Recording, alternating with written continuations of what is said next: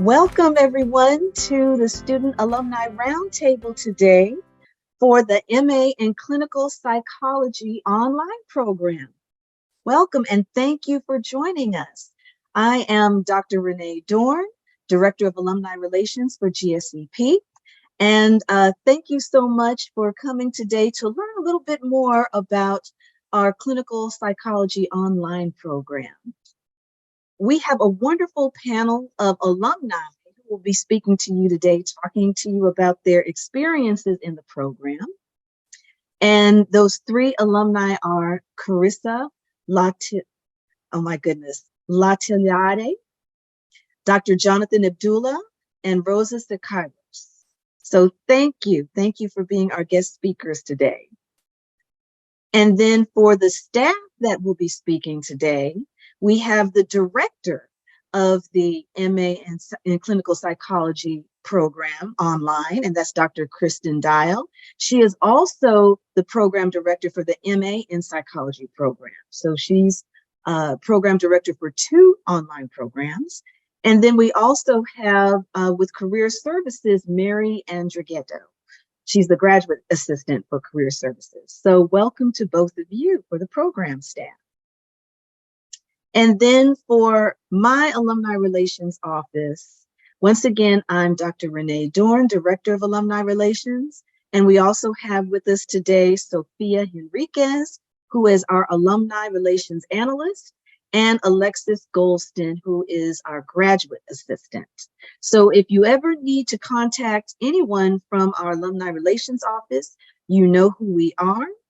And later on, towards the end of this session, we will give you our contact information. So once again, welcome. And at this time, I'm going to introduce the program director, Dr. Kristen Dial, so that she can tell you a little bit about the online MA in Clinical Psychology program. So thank you, Dr. Dial, and welcome. Thank you. And thank you everyone for being here. Dr. Dorn, thank you for the introduction. So as I'm introducing this program, I just want to first share that this is a program really near and dear to my heart. I graduated from this program. I'm doing the math right, about 25 years ago. So I'm really familiar with it and really excited to share with everyone a little bit more about the program. So I'll start that now. So our MACLP program, so our Masters of Arts in Clinical Psychology program, has an emphasis in marriage and family therapy. And it provides students the same curriculum that's required for our on-campus MACLP evening format program. Our admission requirements are identical to the on-campus program as well. So the MACLP degree qualifies students at the end of graduation to register as either marriage and family therapy interns or professional clinical counselor interns in their state of residence, serving individuals, couples, families, as well as potentially doing group and other kinds of clinical work. So our program is really designed for those who want to enter a field of direct community service. So it provides the knowledge and the skill set, as well as the practical on-ground supervised fieldwork experience for individuals who are planning to either become licensed, or another path that this degree program leads to is further work in a doctoral study of psychology or a related field. So that was my path. I went through the clinical program and worked with my MFT degree for a couple of years, and decided then to go back and get a little bit more education, because I was really interested in a very specific niche community to serve.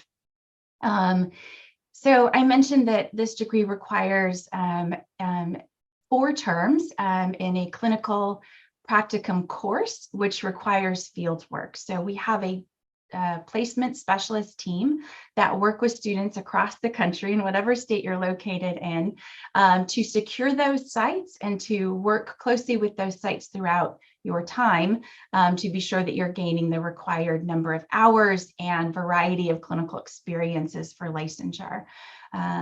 Overall, graduation requires somewhere between 60 to 66 units, depending on previous coursework. So students at the time of registration are able to waive up to 6 units of if they come in with an undergraduate degree in psychology or a closely related field, or potentially transferring credits from a specific course that they took is also a possibility.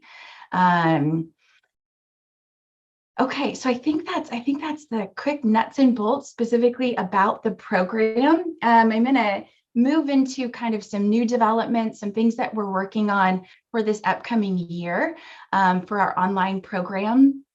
So one of the things I've really been focused on, and that hopefully we can launch this next term, maybe 2 terms away. I don't want to set myself up for failure, but we're working on establishing on-ground community experiences for our online students. We hope to offer these across all the states where our students are located. We're looking at probably a Friday or Saturday experience. We would like to be able to have faculty members present at that, alumni present at that, existing students, and likely also a student success advisor. So that launches me into my next talking point is some of the resources that are available to our online student population. So our online program is unique across all of our graduate programs, actually at GSEP, in that we have student success advisors, and they connect with students right at the time of entry into our program. They provide one-on-one support, guidance, and coaching throughout the program. And then in the clinical program, you will also have a clinical support team as well as part of that experience to help you navigate the clinical portions, gaining the right hours, supervision issues, as well as documentation of those hours for future licensure. Couple of other things that Pepperdine offers as a whole. Our writing center is really amazing. They often come in, they have some pre-recorded information for our students, but they offer one-to-one support for writing, whether that's getting more involved in research and writing for research purposes, following APA guidelines in terms of formatting and style issues. APA is always refining their process, so there's new versions that come out with some frequency. So our writing center is really supportive of our students. And there's no reason to not partner with them in my book. I think we can always use another set of eyes on our writing. Another service that we have that really has taken off in the last couple years is our wellness services. And those are accessible to our online students as well. They really provide multidimensional options for education, health promotion, and wellness across a variety of disciplines. So some features that are really great for our online students is a program called Timely Care. It's done via an app, and it offers 24/7 access to medical and mental health services that are completely free of charge. There's no deductible, there's no copayment, and there's no cap. There's no limit to the number of times you can utilize those services. So really amazing opportunity, particularly for those of you going through the clinical program, since there's tremendous value in having your own individual clinical work as you're entering this field. There's really nothing like hands-on experience and really intimately understanding the therapeutic relationship. So the Timely Care app, it's really amazing. Also part of that app is another component called Studio Sweat.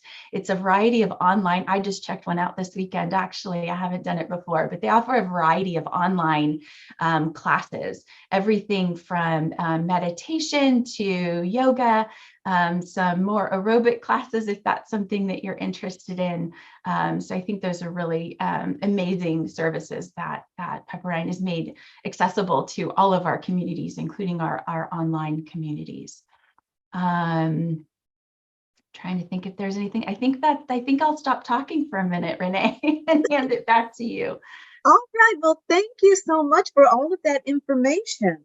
I do want to ask you, when you were talking about practicums, what exactly does that entail, and how many hours are necessary? Is it for licensure, or what is that process with the practicums?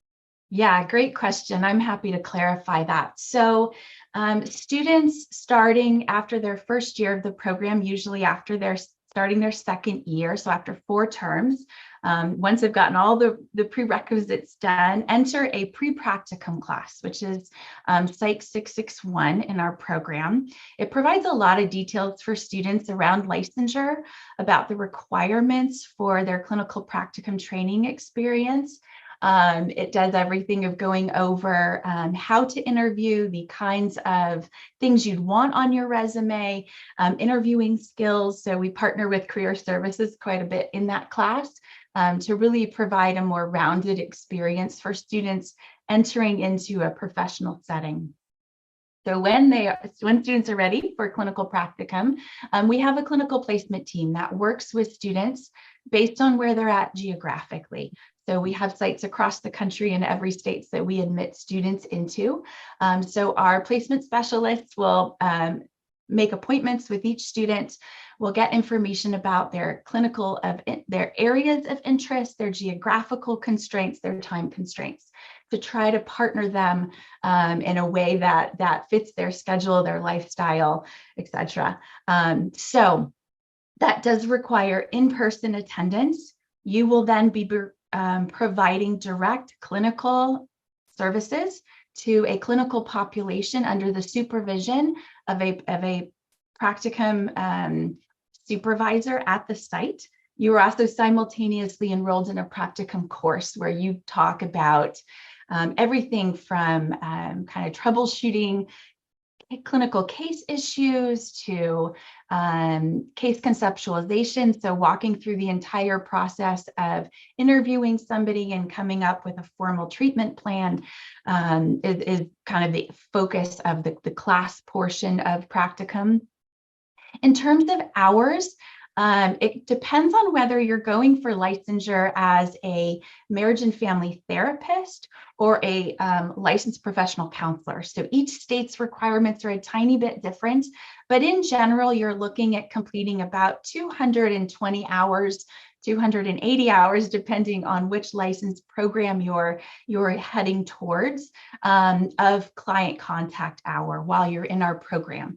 Those hours apply directly to your formal licensure, which is usually close to 3,000 hours, for ultimate licensure that you will gain the rest of those hours once you've graduated. Hopefully that makes sense. No, thank you. Thank you for that explanation. No, that was wonderful. We appreciate that. Okay, so at this time, I want to introduce everyone to Mary Andrighetto, and she is with Career Services. But let me just get into what happens with Career Services. While you are a student in this online program, students are usually welcome to use Handshake and attend any of the Career Services events. But for appointments, you should see the 2U Career Success Team. That's who you should go to while you're a student. And once the online clinical psychology students graduate, so once you graduate from the program, then you can make appointments with the Career Services office as alumni. And so at that point, I'm going to turn things over to Mary to talk about Career Services and what the services that they provide for you when you become alumni. So Mary, thank you for joining us, and tell us a little bit about what happens with Career Services. Yeah, hi everyone. I'm a career design specialist for the Career Services, and as previously mentioned, we work with the on-ground students and alumni, and then we also have our special events that you're all welcome to join. So the two different types of appointments that you can book with us are a document feedback session, which is just a 30-minute session to really get some tips and advice on ways to improve your resume, your cover letter, or your LinkedIn profile. And then the other type of session you can do is a career design session, which is an hour-long appointment. And it's really meant to just clarify your purpose, create a strategy, learn about online resources, and develop an action plan for your career move that's maybe relevant to what you're doing now, or if you're even looking for a career change and maybe aren't sure how to go about that, we are able to help you. And then for the special events, you're all welcome to come, as mentioned, but it's really just a chance for students and alumni to connect with maybe other alumni or experts in the field, to really give you a chance to potentially meet someone that's doing what you're already interested in and just kind of build a network for yourself. But those are kind of the main things that we offer. And yeah, happy to answer any other questions you all have. Thank you. Thank you so much, Mary. And as Mary said, if you have any questions, not just for Mary, but for Dr. Dial or any of our alumni speakers, go ahead and put your questions in the chat or the Q&A, either one, because we will get to those questions today as we go through this session. So please don't forget either the chat or Q&A if you have any questions. So at this time, I'd like to introduce our three alumni speakers. So we have with us, and all three of them have graduated from this online clinical psychology program. So who we have with us today are Carissa Latiyade, Dr. Jonathan Abdullah, and Rosa Sakairos. So welcome, welcome, welcome to all three of you. And thank you for joining us. At this time, I want to ask each of our alums, first of all, talk a little bit about your background and why you decided to select this online clinical psychology program. And then also tell us what you're doing in your profession today. So I will start with Carissa. Hi, thank you so much. Okay, so I am currently a registered associate marriage and family therapist, as well as a registered associate professional clinical counselor. So I pursue dual licensure. I finished my hours, so I'm just waiting for the BBS to process them and give me the okay to take the test. So exciting point in my career at this point. Thank you. I currently work at 2 private practices, but that is not where I started. And so let's see, reasons why I started the online program. There's many different reasons. But honestly, I was looking for a program that would suit my needs. I also was looking for a program that was, credited in some way, a program that was here, because there's a lot of programs that are out there that are not based in California. So I wanted a program that was based in California. And I also actually was considering joining the on-campus one, the evening format. And I had the opportunity to drive there, which was the West LA campus at the time. And the drive was just too much for me. And I was like, you know what? I will do online. That's okay. I'm not going to be driving all these one-way streets in LA in this 2-hour traffic. Rushing back and forth. I'm not going to do it. So I chose the online program, and I actually looked into it. I was super nervous, but it was really cool. I really enjoyed it. I tried my very best to be a part of on-campus events when I could. So I'm really happy to hear that you guys are trying to incorporate that for online students now, because that wasn't a thing. I just kind of made it my mission. So that's really cool. I think that answered all of your questions, right? Did I miss any? No, that's it. That's everything. But we'll get back to you. We have more questions for you. So thank you. Thank you. Dr. Abdullah, welcome. Thank you, Dr. Dorn, and welcome to everyone who's joining. And Carissa, congratulations on waiting to sit for your exam. That's very exciting news. I'm looking forward to that day.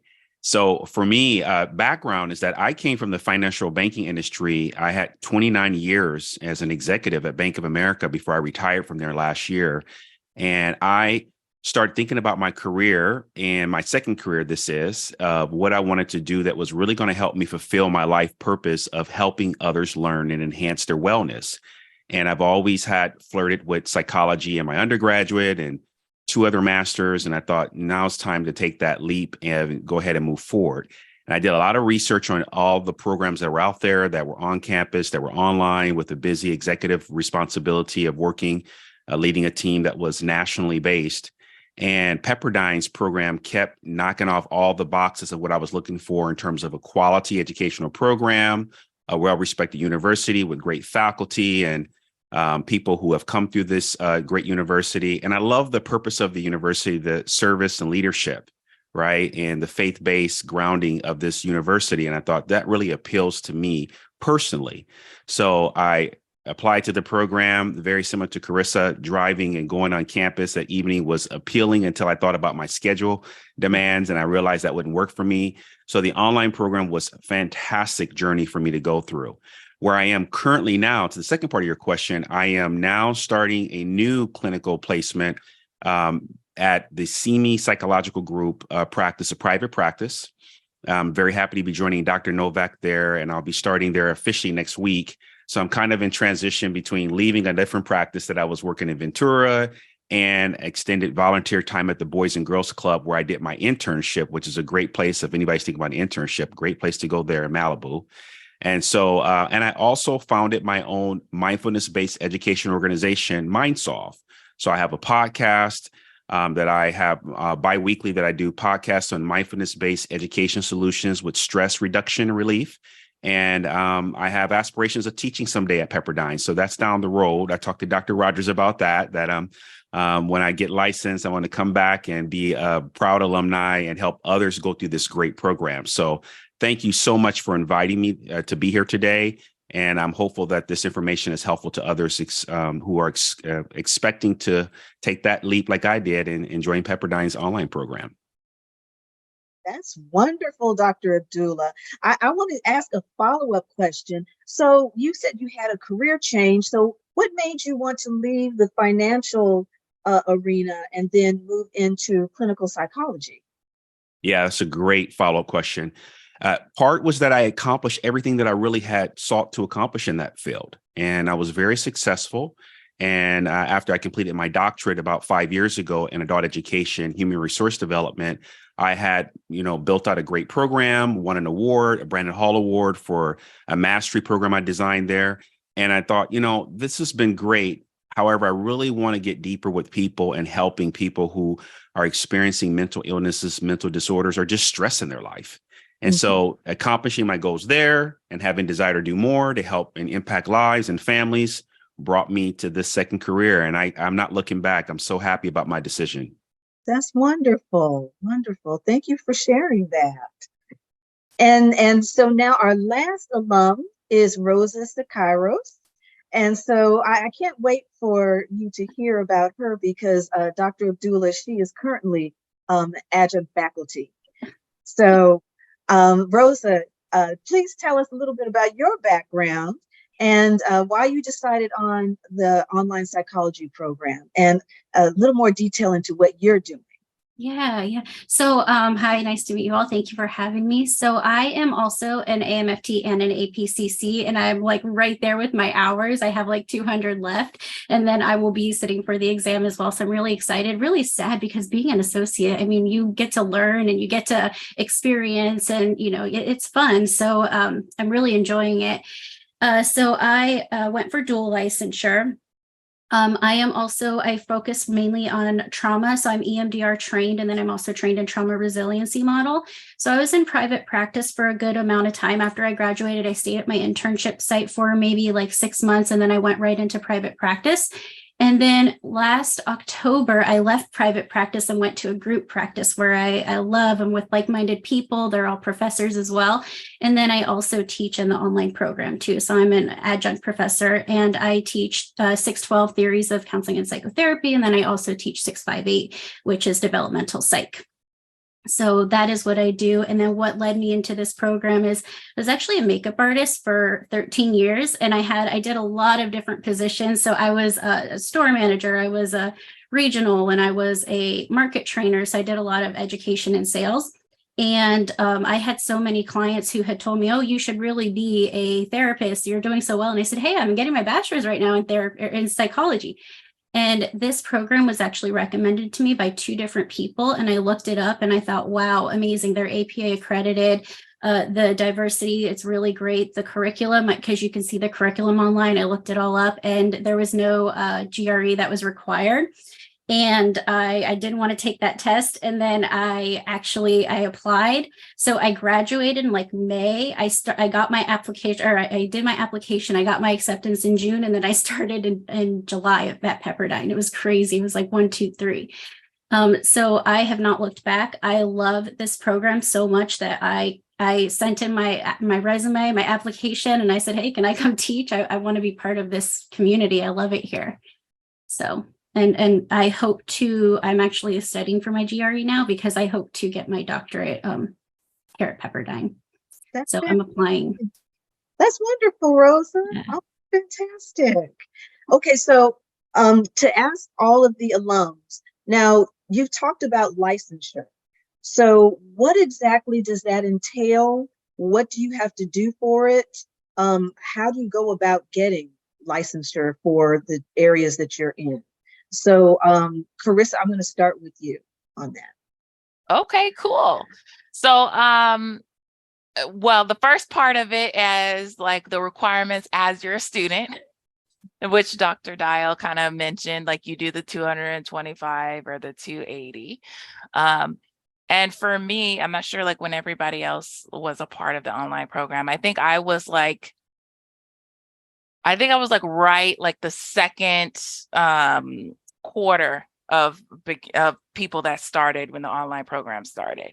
So I was there like really at the beginning. So there's a lot of information we were still trying to figure out and we were still trying to get together.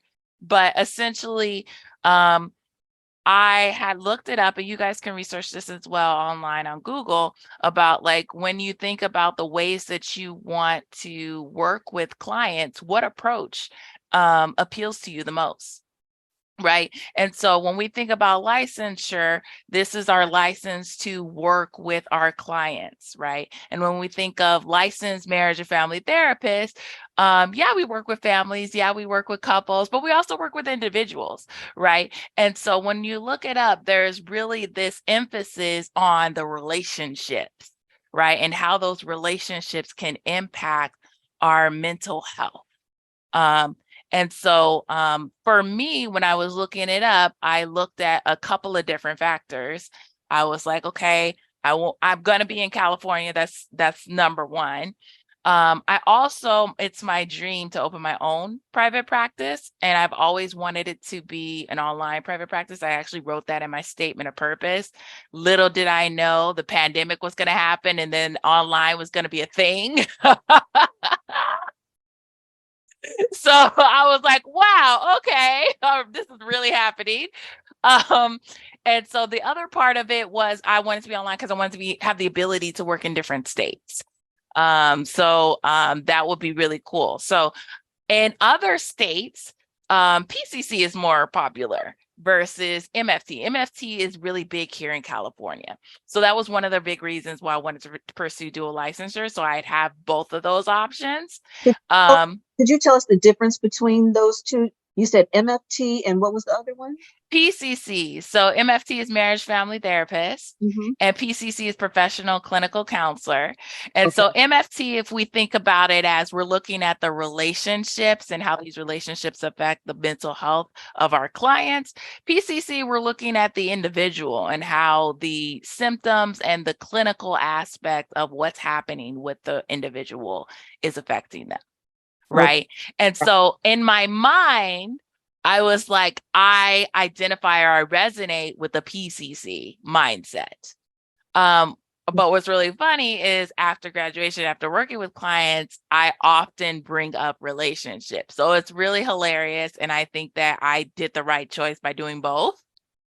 Because then I can kind of cater my treatment approach depending on the client. So for the more serious mental illnesses, like, we're talking like maybe someone that has severe depression or someone that has like, bipolar, or someone that has schizophrenia or all of the other, or even a really high level of autism, right? So different stages of serious mental illnesses, I might have a more individual clinical approach to my treatment methods versus like maybe someone that's dealing with maybe mild to moderate depression or anxiety, or like they're looking at life transitions, or even cultural issues come up a lot for identity. I love identity work.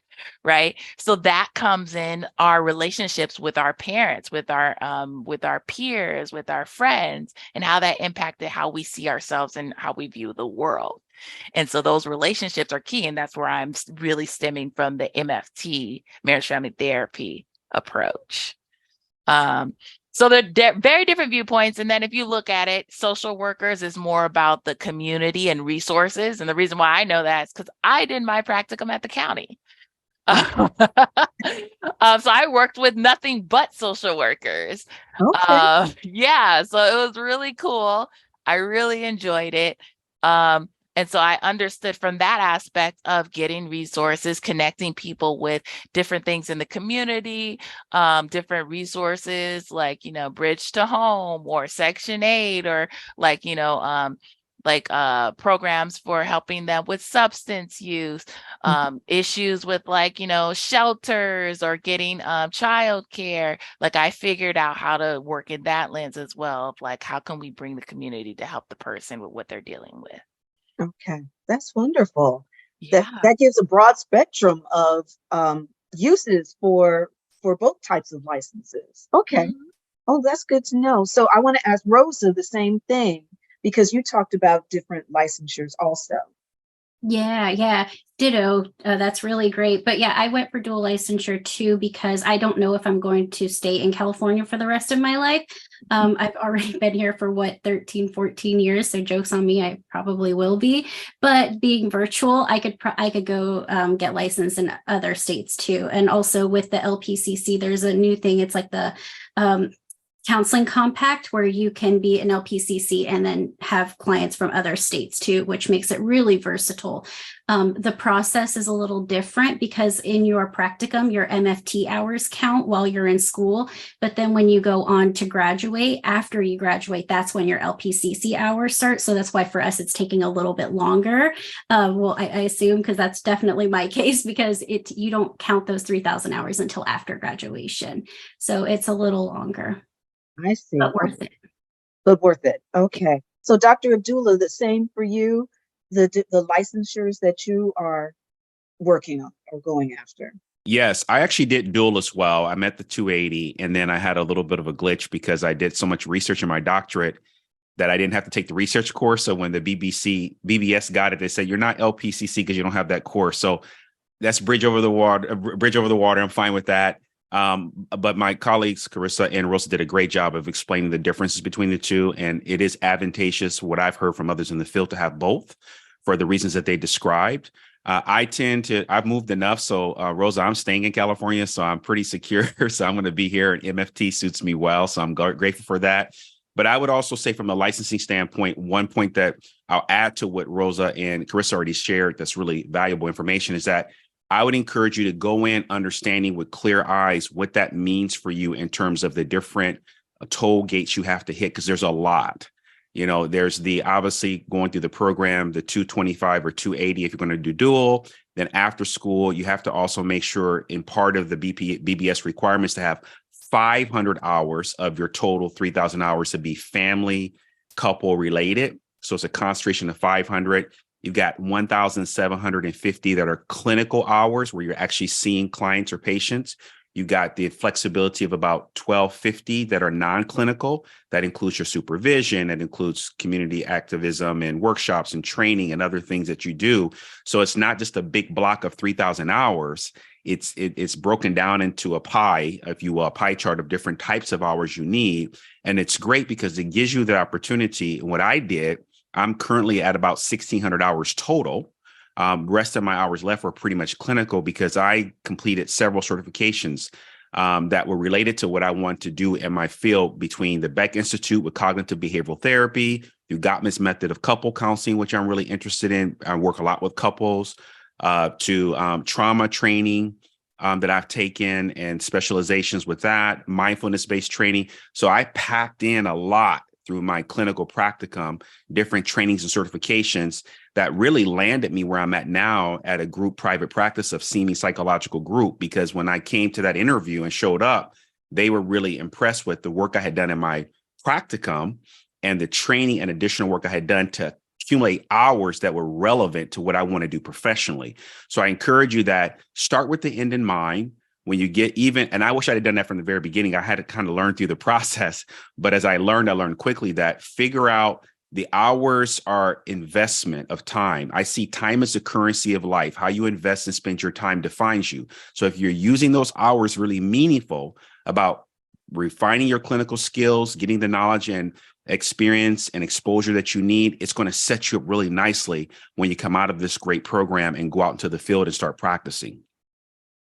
That's good to know. I'm glad I have different points of view regarding the licensures. And so I want to ask Dr. Dial, could you tell us, I mean, you've heard everything that the alum said. So when you're looking at different students and they're coming to you asking about licensure, what is it that they need to know in order to get to where they want to go, whether it's in clinical practice or possibly even going to a doctoral program? Yeah, I mean, I think, Dr. Abdullah's advice is really sound in terms of really, once I didn't know what my end goal was, to be honest. I'll also own that to this day. I feel like I still want to be a student and still would love to just stay in school as long as I could, but I have a family and bills to pay. So I really needed some practical job at the same time. But, the end goal is important, kind of know where you want to go. But, even though we do have a variety of students though who don't know what their end goal is, but we do have a number of supportive staff and departments that are geared 100% towards helping students walk through the clinical program, the practicum experience, the licensure requirements, where they're headed in terms of their degree. We also, throughout the term, this last year, we've offered, I think we're on our 7th kind of lunch and learn kind of professional development, hour-long experiential opportunities for students to come listen to somebody, listen to their career path, hear about their specialty area, so that people can start to get a sense of all the different variety of opportunities that are out there.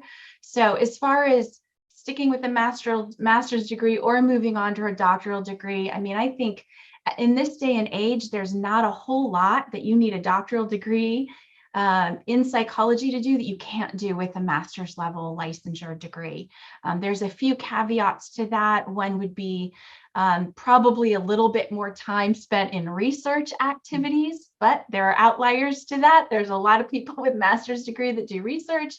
I think in terms of clinical activities, kind of full-blown psychological assessments, That's one of the areas of expertise of mine: neuropsych assessment, cognitive assessments, intelligence assessment, all of those kinds of large assessment opportunities are usually going to be more for the doctoral level folks. But the master's program in clinical psychology, I know from my personal experience, prepared me extremely well for my doctoral program. I was one of the few students walking into that program that had been seeing clients for over a year. So I had a tremendous amount of not only the education side of it, but just the practical hands-on working in a professional environment, seeing clients. So I don't have one specific answer, Dr. Dorn. It's kind of a range, but I just want to remind everyone who's thinking about applying or who's beginning of the program who might be listening that our team is well prepared to help you pursue what your interests are. Give yourself some time in the program. We can direct you and ensure that you have those opportunities moving forward. Wonderful, wonderful. Thank you, Dr. Dial. At this point, I'd like to open this up for questions. So, Sophia, do we have questions in the chat and the Q&A? Yeah, so I have a question for Dr. Dial. It's regarding admission requirements. So as a prospective student asks, what if my comprehensive GPA is a bit under a 3.0? And then also, they also wanted to know, they currently have an undergrad degree in philosophy as opposed to psychology. Will that make pursuing this degree more difficult? Excellent questions. Happy to weigh in on that. So I do a lot of admissions work. That's one of the hats that I wear, is leaning in and supporting our admissions team. You know, we really accept a variety of students. So I would not limit yourself to the bullet points in our catalog or on the website. So when we do have students that come in with a cumulative GPA that's lower than 3.0, 3.0 is kind of what's written in the documentation that's required or suggested. We really just require an explanation. Students face a variety of challenges throughout their time in undergrad. We also realize that we have a lot of students who have a large delay between finishing their bachelor's degree and then moving forward into a graduate program. So, you know, I've seen students that come in, it's been 8, 9, 10 years since they completed their bachelor's degree. They're fairly different people at this point in time. So there's an opportunity on the application for you to address a GPA that might be lower. So if you are admitted into the program with a GPA that's below a 3.0, for one term, you were brought in on a provisional status. That just allows us the opportunity to continue to monitor you. As long as in that first term, your GPA is a 3.0 or higher, you go off provisional status into a regular admission status. So that's the way we handle GPA issues. In terms of what exactly your bachelor degree was in, it absolutely does not limit you. We get students that come in with a wide variety of backgrounds and experiences. I think it adds nicely to the diversity of our program to have students who have familiarity across a number of different disciplines. I would argue that psychology kind of intersects with a lot of disciplines, and philosophy is one of them. A PhD degree is a doctor of philosophy, not a doctor of psychology. So I think you would be just fine to apply with that kind of a background. And even different, we've had science, we've had history, we've had English. It's not limiting. Thank you so much, Dr. Dial. The student also had a question about whether this program is CACREP certified. Oh, I am still unmuted. Okay, I thought I muted myself. So we are accredited through 3 different bodies at this point. Rosa mentioned the APA. We're also accredited by WASC, which is the Western Association of Schools and Colleges. And we're also associated by the California Commission on Teaching and Credentialing, which I promise will be fine for the states you're in. We don't offer this program in states that we're not green in, meaning that our degree wouldn't provide you the appropriate background, both practicum training and classroom training for your state. So we don't, if we can't serve you, we don't have missions policies and admissions capabilities in those states. So. Okay, thank you so much, Dr. Dial. That was amazing information. And I know Dr. Abdullah and Dr. Dial both talked about advice that they have for someone who's thinking of getting dual licenses. But I wanted to also direct a question to Carissa and Rosa, if you have any additional advice for our students. And I can start with Rosa. Yeah, it's not an easy path, that's for sure. It does take a long time. So it's a very long journey. But one thing that I will also say that to credit Pepperdine for is, I know when I was at my practicum sites and I was working with other people who went to different schools, and I was talking about myself being dual licensure, and a lot of people were only doing MFT or LPC. When they went to their programs and said, hey, I want to go for dual licensure, one thing that they were finding out is that their programs didn't have all the classes that they need to go for dual licensure. So Pepperdine actually gives you all of the curriculum that you need. So, I mean, that's a big plus for Pepperdine. So that might influence your thought or your decision here, but I will say that. Thank you so much, Rosa. Carissa, did you have any additional advice for our students? I think all of the advice that everybody gave was very important. I think when it comes to, like, you know, what you want to do, I think Dr. Abdullah was right on point with saying, like, figure out your end goal. And I think it's also important to consider, like, you know, one of the biggest things that's important is networking.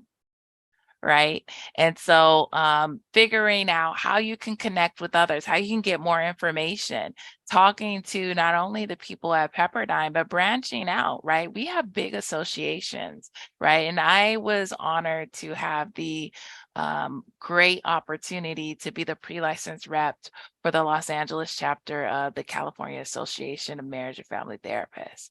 And so through that experience, I met so many different therapists and social workers at many different stages of their careers that I gained referrals from, that I got trainings from, that I, built my, put my name out there, like kind of like got that support and those extra resources that you're going to need once you graduate. Because as a student, you have this support. And then once you graduate, it's kind of gone. It's like, okay, you got to figure it out. And so to establish that, like, I really encourage that. So if anybody's in, like, looking for some kind of way to get into those spaces, like, please feel free to contact me. Like, I'm still a part of camp. I'm still a part of the Los Angeles chapter. I'm a part of the San Fernando chapter.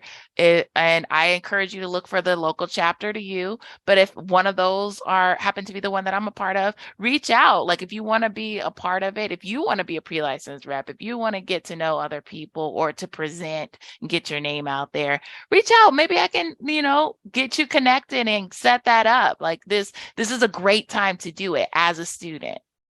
Thank you so much, Carissa. We also have another question from a student.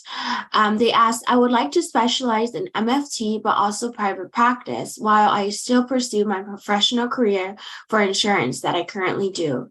I want to stay in California. So would LMFT be the good route? And I'll start this question off with Dr. Abdullah. Thank you. That's a great question. So having a couple different spaces you're playing in, I think it's possible to navigate that. You just got to make sure that you have a clean break between the different operations of how you do your professional work. If you're going to, I think I heard it was insurance and also LMFT. And what I would just encourage is that learn as you go, because what I had to learn is that having a mindfulness-based education organization is having to take a little bit of a back seat to my MFT career. And I also want to teach, right? So, I have a big appetite, right? I want the whole buffet, but I can only eat one plate at a time. So just thinking through that, what does that mean for you in terms of how can you show up? Because the MFT role is very client intensive, right? You're seeing clients. If you're going to be practicing and seeing clients, then, how you manage your schedule, what your hours are going to look like in terms of seeing clients. Are you going to be, like Carissa said, are you going to do online and in person, and I do hybrid. I do both. So I would say that, again, I always use time as a measure of that, knowing that if I manage that time effectively, and I would encourage you to think through that, how are you going to manage your time effectively so you can be the best version of yourself, regardless of what you're doing? Then I would say use that as your measure of determining how that can work. It's possible. It's just a matter of how feasible is it for you to do both to the degree that you choose to. Awesome. Thank you so much. Carissa or Rosa, if you want to add anything. No, I think he did a great job. That was, Yes, I wouldn't have said it better I think myself. that was well said. Awesome. Thank you so much. We also have another question regarding at what point in the program do you have to decide if you are doing dual licensure or not? And I can start off this question with Dr. Dio, and if our alumni panelists have any advice as well, feel free to jump in. Yeah, I definitely think our panel, particularly those of you who are pursuing dual licensure, would be helpful to weigh in on this. But in general, you don't really have to decide very early on in the program. You can really wait till almost you're graduating, because as Rosa mentioned, the program is pre-designed. You're going to take the required coursework for both licensures regardless.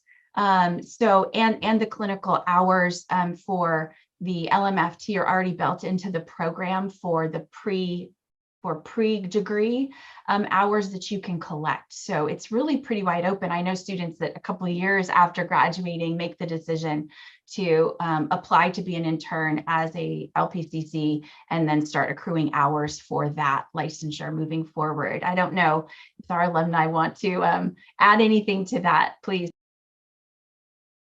I can offer some additional information if that's okay. So Dr. Dowell is absolutely right about, you can wait until the later stage of the program. One distinction, however, is that when you do go through your practicum, Pepperdine does a great job, the instructors, of explaining to you that you have to have the 280 hours in the program in order for when they do the process of completing your Form B, is what it's called, that goes to the Board of Behavioral Sciences to let them know that you've met the requirements, right? That you've met the requirements so that when you register for an association, that association has like a really important timestamp at that point of transition, right? When you graduate. And so I know from some, there's like, oh, I wish I'd have done that because I had more than 280, but I didn't do that. And then that prohibit them from moving forward. Now I didn't clear it because of that transcript thing. So maybe Rosa and Carissa could talk to that. But that was what I understood, is that you got to have that 280 and you got to let them know that you want to be dual, so that the BBS gets that on your transcript and they get that on your form so that they can see that if you're going to pursue that, you've already got that checked off by a great university, Pepperdine, affirming that you've met the requirements. Thank you so much, Dr. Abdullah. Rosa, did you want to add anything? Yeah, I'll say that for me personally, I went through the entire program thinking I was going to be an MFT, and that was it. And then I think it was my second to last semester where I realized I had all the hours and that I really wanted to do it. And then I was kind of flip-flopping back and forth. And then I realized, hey, I can actually do both. And so for me personally, I didn't decide until the very end. So it's not something that you have to decide before you even go into the program. Thank you so much, Rosa and Dr. Abdullah. We also have another question from a student that says, I'm a bit trepidatious about doing such an intense program online. Have any of you done the program solely online? And I know that Carissa, you were able to answer that. So if you want to add anything else. Yeah, I enrolled and did the entire program online. I think that there is a portion of, trepidation when we start any program because it's graduate school, right? And so there's that moment of like, oh my God, what am I taking on? What's happening? Like, what do I need to do? Am I ready for this? Like, what's going to happen? Or you're going to go through some changes. There's going to be some changes on your personal side, on your professional side, and there's going to be changes, within yourself. And so understanding like there's support out there, you absolutely can reach out to, alumni, people who've already done the program, just like you're hearing from us today. You can reach out to your student academic advisors. Shout out to them. I feel like they really supported me in my journey. You can reach out to your peers and see like, hey, like checking in, like, how is this going on for you? So there's definitely different points to like, create that sense of community if you feel like it's, some people might feel it's too lonely or that they don't have that connection, but I did not have that experience. I feel like throughout my journey, I had a great experience with all of the professors. I got to know them. I had one-on-ones with them whenever I had questions. And there were so many people that helped me along the way. And there were moments where I was ready to quit and be gone. And there were people there that said, no, Carissa, you can still do this.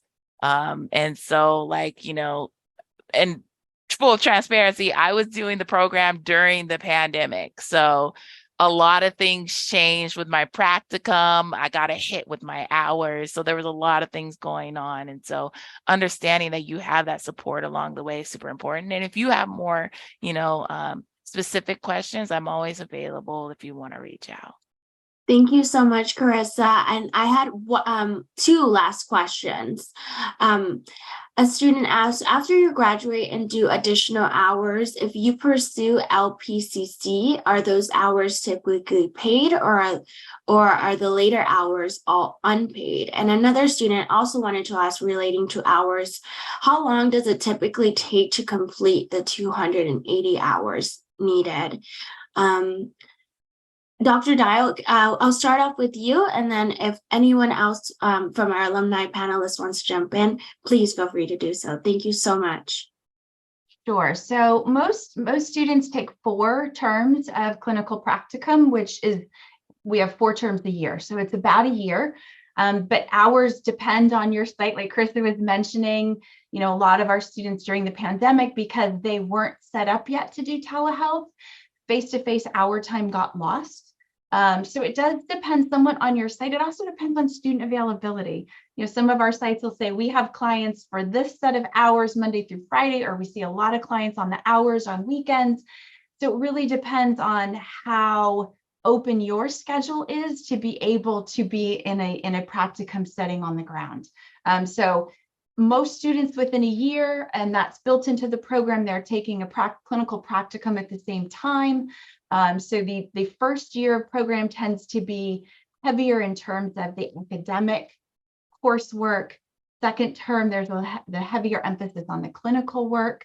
So most students a year, but you can extend that if needed. There is flexibility built into the program as well for students who need a slower pace. There's no requirement you have to be done within 1 year. We understand that life happens and things happen. So, Sophie, I don't remember the other question. Can you remind me? Yes, of course. Oh, and if you it says after you graduate and do additional hours, if you pursue LPCC, are those hours typically paid or are the later hours all unpaid? Yeah, I'm going to defer to the folks here who have pursued those licensures. I can tell you that during the program, it is very rare that students are paid for their clinical practicum experience. We do have some students who are at various sites. A lot of times they've already worked in some capacity in the site that is an approved site to do clinical work in, where they might still get paid, but it's not common. Rosa, maybe you can speak to that. I know you're. Yeah. So when you're in school and you're doing your practicum, you don't get paid for those. At least I didn't. But then once you graduate and you get your registered associate numbers, you get paid for that. And then you work it out wherever you're working, whether it's like a percentage or like a split fee or a dollar amount that you're going to make. But those are typically paid. Thank you so much, Dr. Dial and Rosa. And thank you so much to all of our panelists. You make our community so vibrant and special, and we really just appreciate all of you. And right now, I'll hand it over back to Dr. Dorn. All right, thank you so much. We are already at 11 o'clock, and so I want to respect everyone's time. So thank you all for joining us today and for answering such wonderful questions that everyone has had. Hopefully you received a lot of information to either help you make a decision about this program or help you to move forward in the program. To contact our Alumni Relations Office, if you have any more questions, you can contact us by email at gsepalum@pepperdine.edu. Our phone number is 310-568-5649. And we are at the West LA campus, which is 6100 Center Drive in LA. And then we also have a LinkedIn group, and you can see the link for the LinkedIn group for GSEP alumni. And then the last slide, because we're always trying to improve with our student alumni roundtables, if you could click on the first QR code, that is a survey to evaluate this current student alumni roundtable. Let us know how we did. Let us know the things that worked well and the things that we need to improve on. And the second QR code is, if you want to get involved with GSEP and alumni relations, we would love to have you. And so the second QR code, you'll be able to fill out our form so that you can let us know what activities you want to participate in for GSEP. So thank you to everyone for joining us.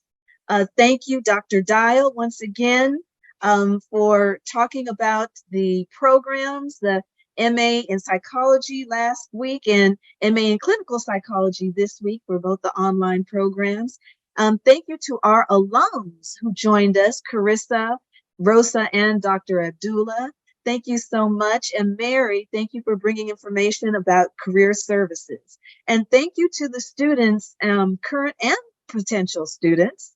Thank you for your questions. And if you have any more questions, please contact our office so that we can get those questions answered.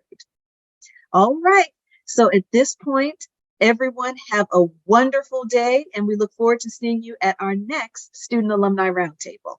Thank you and have a good day.